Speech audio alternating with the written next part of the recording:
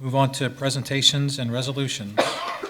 Yes, Mr. Birdie, members of the board, we do have two presentations scheduled this evening. Our first presentation will be made by Gina Gentry Fletcher, and that is in honor of our school board members, as it is School Board Recognition Month. So at this time, I'll turn it over to Gina. Sorry, I was tweeting.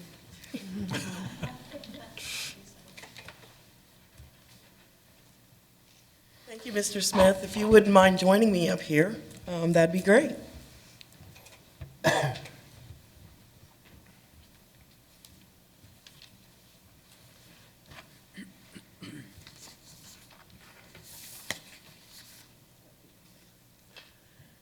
The Fairfield City School District joins more than 700 school districts throughout Ohio to celebrate January as Board Recognition Month.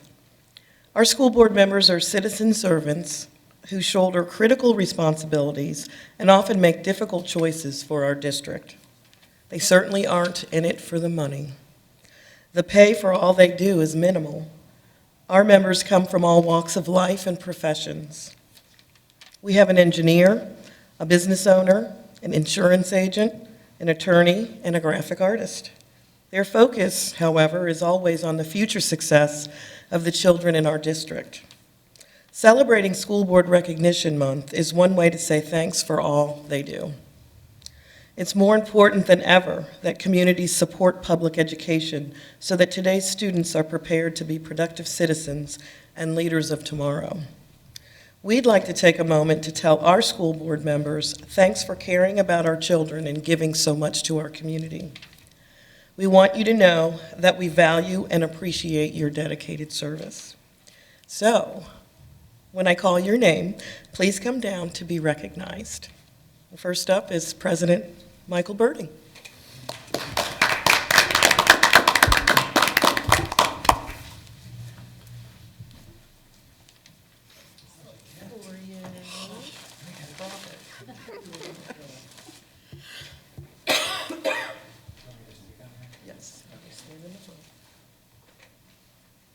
Vice President Brian Begley.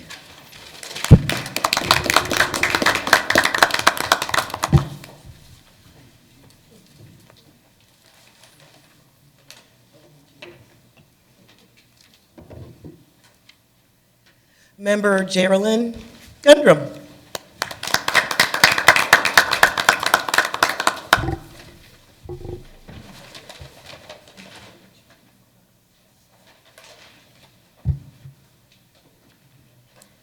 Member Carrie O'Neill.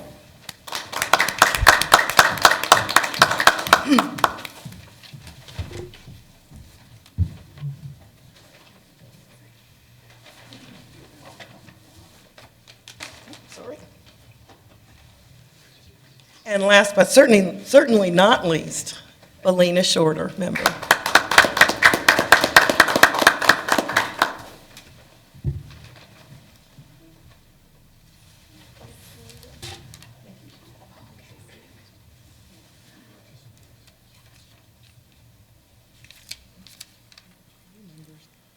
Thank you all for making a difference in our children's lives and our staff's lives. If you wouldn't mind standing up there for just a minute while I snap your photo, that'd be great. Nancy and Billy, Nancy and Billy, if you join them as well. I was going to stand behind the photo bomb.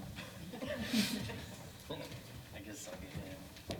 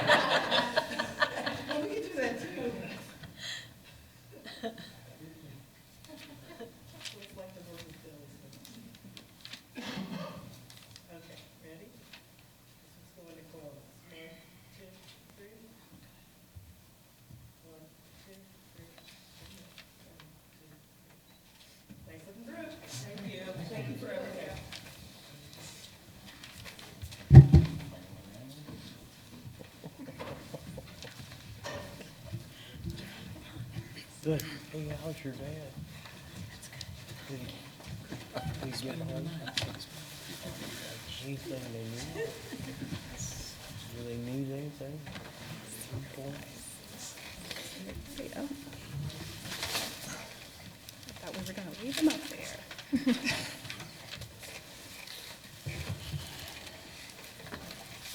Yes, we can get it out of the way. Well, thank you very much. That was very nice. Mr. Smith? All right, yeah, our second presentation is ACT, SAT, and AP, preparing students for their future. And at this time, I'll turn it over to Mandy Ogg. She's chomping at the bit over there, ready to go. Very eager. Thank you, Mr. Smith. Thank you, Mr. Burding, and members of the board for having Mrs. Post-Pischel and I here tonight to talk to you a little bit about ACT, SAT, and AP testing in the district. And while I'm up here, thank you also for everything that you do for our kids in our school district. We really appreciate it.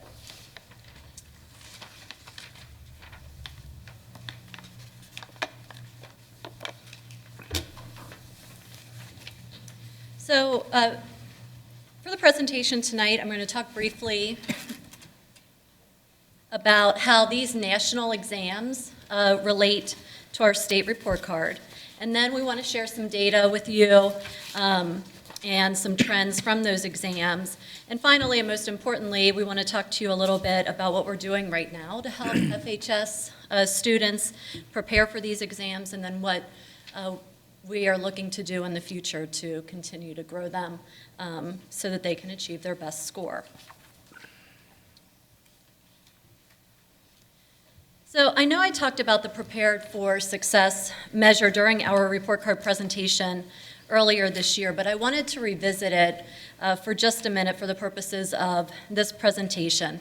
And I did include just a double-sided handout that should be in your packet as well. The majority of the state report card, of course, focuses on the Ohio State test and student performance on those tests. However, the Prepared for Success component is where we see these national exams play a small role on our state report card. So just a quick review on how the Prepared for Success is calculated. It's looking at 2 graduation cohorts, kind of a couple years in the rear. So the one that you're looking at is from the graduation cohort from 2017 and 18. Students in those cohorts can potentially earn 1.3 points toward the overall component grade for the Prepared for Success calculation. Students can earn 1 point in any of those primary measures. So a student can earn 1 point by earning a remediation-free score on the ACT or SAT. They can earn an honors diploma or an industry credential. Students can only earn 1 point here. They can't earn 3 points for the district. So if a student earns 1 point, then they have the opportunity to earn a bonus point. And that bonus point is 3/10 of a point that goes toward the calculation. So under the bonus measures, you can see they can earn a bonus credit in a college credit plus class and an IB class, which we don't have here, or by earning a score of 3 or better on an AP exam. Again, students can only earn the 0.3 additional points in this category. They don't earn any extra points by hitting multiple measures. So as you can see, these national exams play a small role in the calculation of our state report card. But they play a really big role in the lives of our kids when it comes to getting into college, getting college scholarships, and that's why these tests are really important to us here in Fairfield. Before I turn it over to Mrs. Post-Pischel, who's going to get into the data and the trends, I want to take a minute to talk about the SAT. So you're not going to see much information about the SAT in tonight's presentation, and I don't want you to think that we forgot it or we're hiding anything or that we're ignoring it. Here's the thing about SAT. Very few of our kids take the SAT. In fact, our last report card data showed that fewer than 10 kids from the graduation cohorts of 17 and 18 even took the SAT or even participated in the SAT. So there are a couple of reasons for this. As you might know, the higher education institutes in the Midwest just traditionally take the ACT. They've been the ACT schools, whereas the East Coast, West Coast schools were more the SAT schools. So a lot of students in the Midwest tend to gravitate toward taking the ACT, and that's where their focus typically is. The more recent change that's affecting this came a few years ago when the state of Ohio said all juniors must take either the ACT or SAT, and that will be done in school. So each district had to declare whether their students would be given the ACT or the SAT. So most Ohio schools, like Fairfield, choose to administer the ACT to its junior class. So for a lot of students, this is the only test they take because it's paid for and they get to take it during the school day. So I just wanted to make sure that everyone here, anyone watching at home, understands why we have so much data related to ACT, but hardly anything for SAT, and also why our plan focuses mainly on improving ACT scores in the district. So with all that being said, I'd like to turn it over to Mrs. Posh-Pischel, who's going to share ACT and AP data with you. All right, I've got to figure this. There we go. All right, what you will notice is the student participation on the ACT, and you'll notice two different tables. On the left-hand table, it's the college readiness benchmark scores, and then on the right-hand side of the table is the percentage of students who met college readiness benchmarks. So the benchmark scores are the minimum scores needed on the ACT subject area to indicate a 50% chance of a student obtaining a B or higher in a college level course, or about a 75% chance of obtaining a C or higher in the corresponding credit-bearing college course. Those scores are empirically derived based on the actual performance of students within their college years. If you look over at the table on the right-hand side, you'll notice that there is a drop with the percentage of students. So if you go, let's say for English, the district percentage in 2016-2017 of students who were meeting the college readiness benchmark was 44. The state students, or the percentage of students meeting the college readiness benchmark was 51. And you'll see a steady decline for both the district and the state.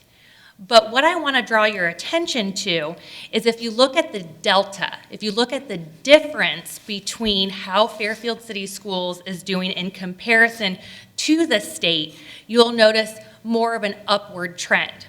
So for example, in the reading subject category, in the 2016-2017, FCSD was 6 below the state percentage. So we were 6 points below, percentage points below what the state was doing. In 17-18, FCSD was 4 below the state percentage. And then in 18 and 19, FCSD was 2 above the state percentage. So even though you see that there is a decline within the state scores and the district scores, you can also see that Fairfield City Schools is creeping up onto the state. And I know that our students and our staff are better than the state. Sorry for all those watching who are not from Fairfield, but I know that they are better than what the state minimum is. But what this indicates is that we are seeing a trend in improving towards what that state average is. The next slide is the actual average ACT scores for the state and also the district. You'll also notice the same downward trend for both the state and the district.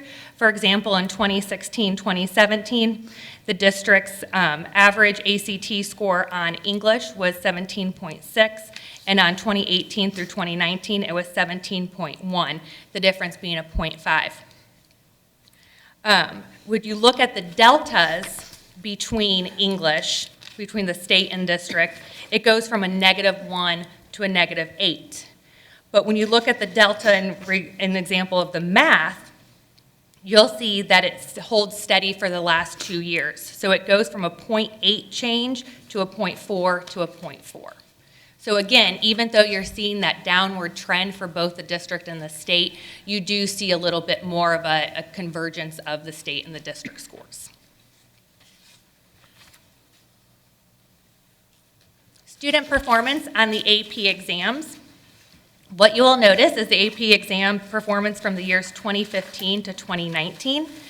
And you will notice that there is an upward trend on the number of students who are enrolled in AP classes.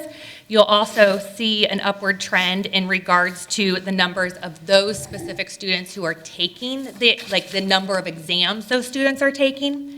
You'll also see an upward trend regarding the number of students who are obtaining a 3 or higher within the AP course, and then also that percentage, which the percentage is a little hard to really focus in on because it's the differing of the number of students. That is a downward trend, but the differing of the number of students who are taking it versus the amount of scoring the 3 or above.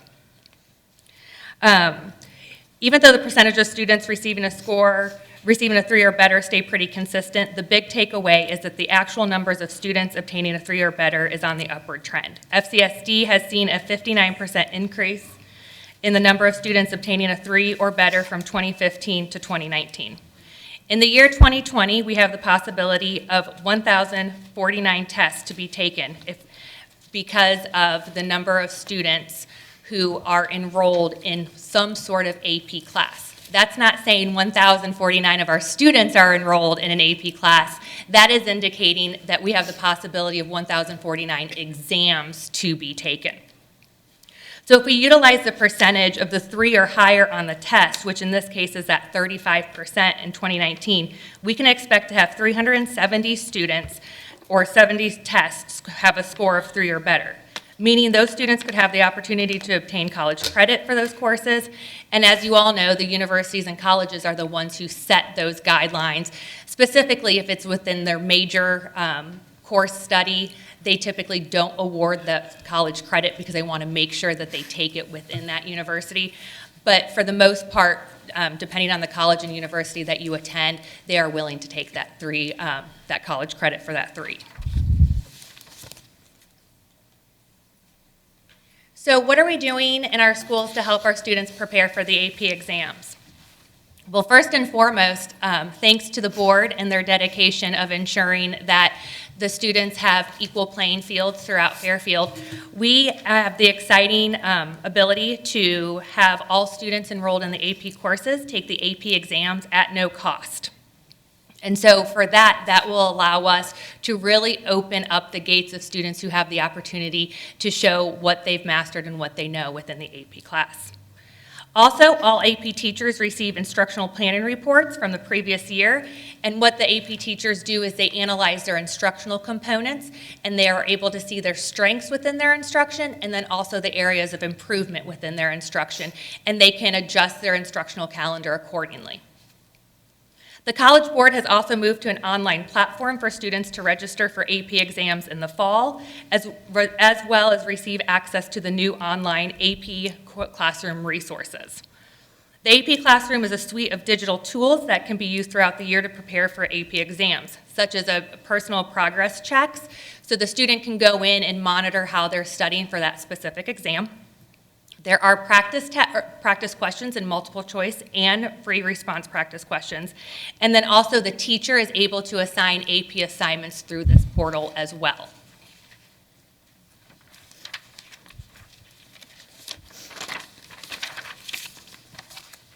So like I mentioned earlier, we don't have a lot of students participating in the SAT, but we do offer resources for those students who are interested in sitting for the SAT exam. And so those resources are available through their counselors in the counseling office. Students can request information for online practice resources. Probably one of the most popular ones is Khan Academy. Students can also request information about private tutoring and preparation classes that are held off campus.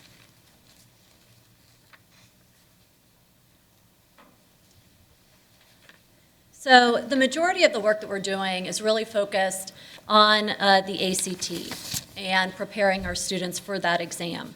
Both Fairfield Freshman School and Fairfield High School have building goals directly related to the ACT for this purpose. At the freshman school, they administer the Aspire test, and they can use that data for instructional purposes throughout the year. This year specifically, Mr. Berkmeyer has challenged his teachers to include more ACT-type questions on the exam and look for different ways to incorporate practice into the classroom, throughout their units of study. So teachers are able to do that, using EdSite, our online testing platform that we use for a lot of our common assessments. There are already questions generated in there that the teachers can pull from to use in class as practice. And so, he has really, pushed his teachers to do more of that. And I know they are, because they're reaching out to people in my department to come over and help them do that. At the high school, Mr. Rice is laser focused on this. He has joined a cohort of other principals from around the region, and they're talking ACT and sharing ideas on how they're preparing students. It was in this cohort that he first learned about a company called Torch Prep, and Torch Prep is really part of our current plan and also our future plan. So Torch Prep is a local ACT preparation company, and we've met with them several times. They've already performed a training for some of our high school teachers, our core area teachers, during our last in-service day. And then we're also working with them on a plan for next school year. So we'll be able to administer a practice exam. We'll get those results back very quickly. The teachers will be able to use them and make adjustments for their kids. But it will also allow us as a district, or Mr. Rice as the principal, to really focus in on those students who might be 1 or 2 points away from more scholarship money, a college admission, score that they need. And so we're really excited about the potential in that. We couldn't find time to do that logistically this year. So we are already preparing to do that next year, because it's something that we feel like will make a big difference. Also this year, Mr. Rice is leading a study in his BLT. They're looking at past ACT data, and then they're also, again, trying to push some of that practice into the classroom. The English department has really taken the lead on that in terms of kind of owning the test, teaching some test-taking strategies, and doing some test prep with their class. One of the things that we're most excited about, and again, we were trying to come up with, what can we do right now, what can we do this year to have an impact? And I'm going to bring Ms. Pospischel back up here to talk about ACT Bootcamp. We're really excited about this opportunity that we're going to give our students this year. Thank you. So earlier in the year, we were charged to, Ms. Ogg had indicated, to think of something that we can do right now this year to target and focus in specific students.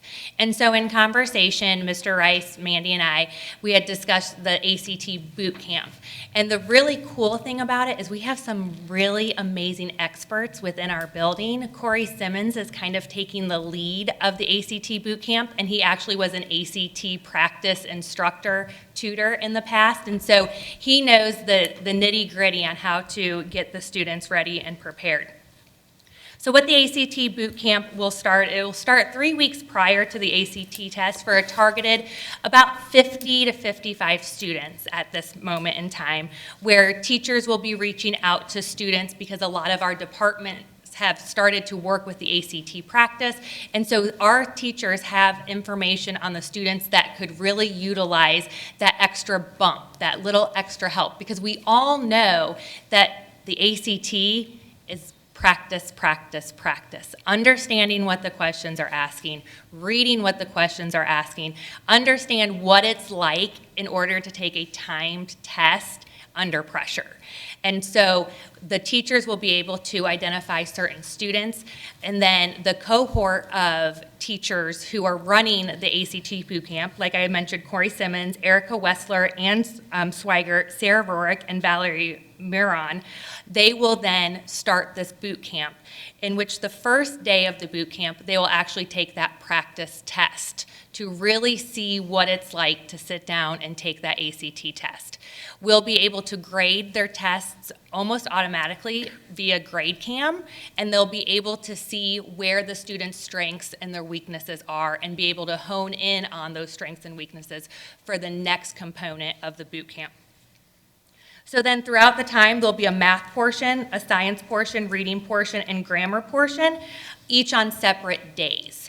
And within those portions, for example, the math instruction, they'll have the math instruction component of the ACT, kind of the tricks of the trade, what types of formulas, what types of things do they see on a regular basis within the ACT, the practice questions, and then the tricks of the trade for conquering that math section. And that will go through math, science, reading, and grammar. And then embedded throughout that time, there will be 3 days of specific ACT test-taking strategies. And so getting the students comfortable and understanding what the test is asking. And I think that's it. Any questions? Any questions from the board? I have a question. I love this ACT boot camp. Is it during school? Is it after school? How is that run? It will be after school. After And the school. students will be starting to get notified sooner than later. So, because it will be a time commitment, the Yeah. practice test is 3 hours.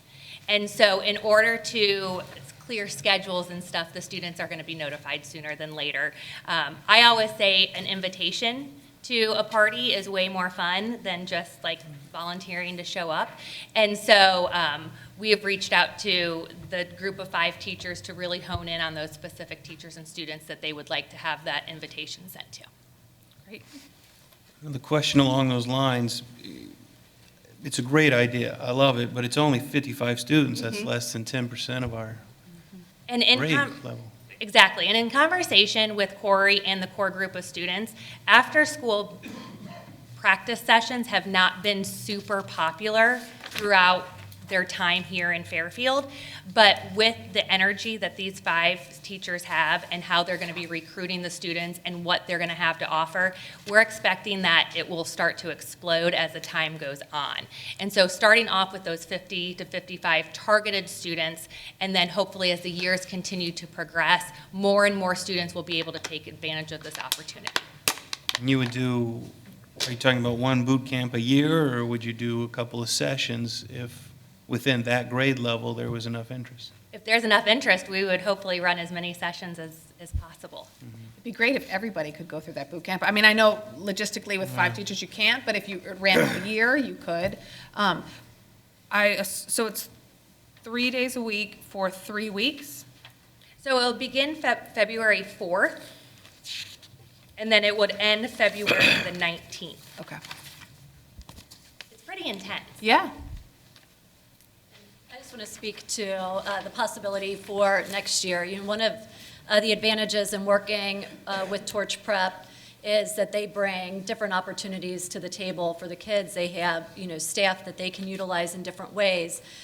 So one of the options that we have for next year is after we give the practice test, if we can identify, well, however many students we want to send through this, they do their own boot camp. They call it a blitz, maybe, you know, blitzing or something like that, where they actually look at the entire pool of kids that we have. They look at their strengths and weaknesses. They group them into, like, I think groups of 50 to 75 kids, and they run these blitzes.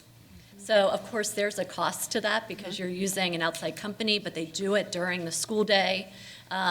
You know, it's something that's very intriguing to Katie, myself, and Bill when we sat down with them. So there is a possibility for that because we certainly know that 50 kids in a boot camp isn't enough, especially when last year's data showed us that we had about 250 kids who, you know, are within like 1 or 2 points of just being over that remediation free mark and maybe into some more scholarship money and things like that.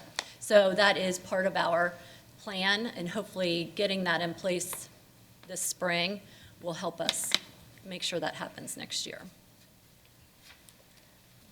I do have some questions. This is fantastic. I'm so glad you guys are doing this. It is vitally important. I really appreciate you guys doing this. This ACT boot camp is wonderful. You know, there will be some sophomores that will start taking the ACT because they want to be in CCP. So they have to have these remedial-free scores met by the end of their sophomore year. Will things be open to that grade, or is this just juniors and what have you? Just juniors and seniors, or are we actually starting at the sophomore level? I missed that part of it.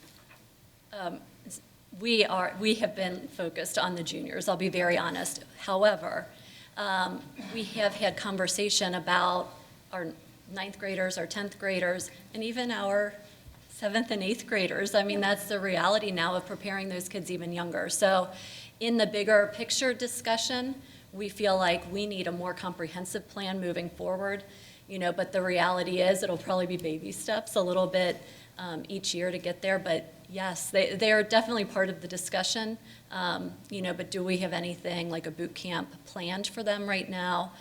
No, but we can definitely keep that as part of our discussion and look for opportunities to do more of that. Great. I have another question, but I wasn't sure if you were going to continue with the discussion. It can wait until the end if somebody else has. No, go right ahead. Okay. With the ACT, just looking at the science scores, this is probably a question for both you guys. So the science is where we're, I think our deficit is a little bit greater there. It's about 4 points away. So it's the greatest deficit of all the other categories. So I was just looking at our catalog that you provided, and I'm looking at the science curriculum specifically on page 80. My concern is that with the ACT, it does cover chemistry, it covers biology, it covers chemistry, and there's even some physics, I believe. Is that correct? I know there's definitely chemistry and biology, but I think there might even be some physics. Do we know if there's any way that we can give kids this information earlier? Because if you look at the structure of our science paths, if you're college career ready, if that's the path you're on, you're not probably being recommended to take chemistry until your 11th or 12th grade year. So if that is the path you're on, you're going to miss out on some chemistry in that the time frame that they take the ACT, I think in the junior year is February. That's the first time. So you'll have half the year of chemistry if you're, you know, if you're a junior taking chemistry. So I'm just wondering if we should give more of the kids information, or maybe channel more of those kids into thinking about the option of taking chemistry, that sort of advanced chemistry, or that pre-CCP plus, or maybe just the, well, looks like that's the only option we have there. But if we had more of the kids taking chemistry their sophomore year, do we think that that would be enough to close the gap that we have in the benchmark readiness, at least for science? So you'd have biology, you'd have chemistry. The only thing that you wouldn't have covered there would be physics. And I don't think there are a lot of questions on the ACT in physics. But if we just channeled more kids into taking chemistry early, would that be enough to close the gap in our science remediation? I don't know if it would be enough to close the gap. You know, what I can tell you right now is, you know, we've had several discussions with Mr. Berkmeyer, who's concerned about like kids getting stuck in a track of science and not being able to kind of branch out and get to that point. So we're having some discussions and trying to create some opportunities for kids who are coming out of middle school to like jump into a higher track of science and or math when they get into the freshman building, so that they can access those courses then earlier on. In regards to knowing whether or not that specific move would make a difference. It's hard to tell, but, certainly I think the thought there is exposing the kids to that content earlier would be more beneficial to them going into that test, Yeah. so. I know there's probably, because my daughter is going through this, we're starting at the sophomore year. So I know there's a nice amount of chemistry on that test per her information. The other part is the math. You've got to go up to Algebra 2. So once again, if you look at that math track, if you did have more flexibility in the track so that kids could start taking those more advanced courses earlier, I think we really see a difference. That's my opinion. I just think having some flexibility, I think Ms. Berkemeyer is onto something there. I would also like to say, within our middle school, the sections of advanced sciences, so the physical science courses within the middle school that are high school credit bearing, physical science and then Algebra 1, we're also always getting more and more students involved with those courses. And the principals really, truly see the benefit of having that information and having the students enrolled in them. Because that is really when it starts, to be able to get on the track, to get the classes in time is middle school. Right, and then what Ms. Ogg had been indicating is that Mr. Berkmeyer has been looking at making sure that if you were in that quote-unquote track at middle school, you still have that opportunity. That's great. To move forward in both science and math. That's great. Yeah, that would be wonderful. I think that would do it, at least for remediation. Now, there'll be a lot of extra that's needed if you're wanting to get into those big scholarships, so that's another story. I think one other thing that's just kind of come out, going through some of this and talking specifically to Mr. Berkmeyer about some of the test prep, because he's challenging his teachers to do more of that, what they're realizing is just how difficult some of these questions are. Yes. So I think that education piece for the teachers, allowing them time to dig in and realize what is on the test, when they held the torch prep training at the high school for those 50 teachers. Those teachers walked away saying, wow, that was awesome. I mean, they liked the little test-taking tips, but we did have them broken into content areas, and they had a content or subject area leader leading their session, and they said that was really powerful and told Mr. Rice, we want more of that.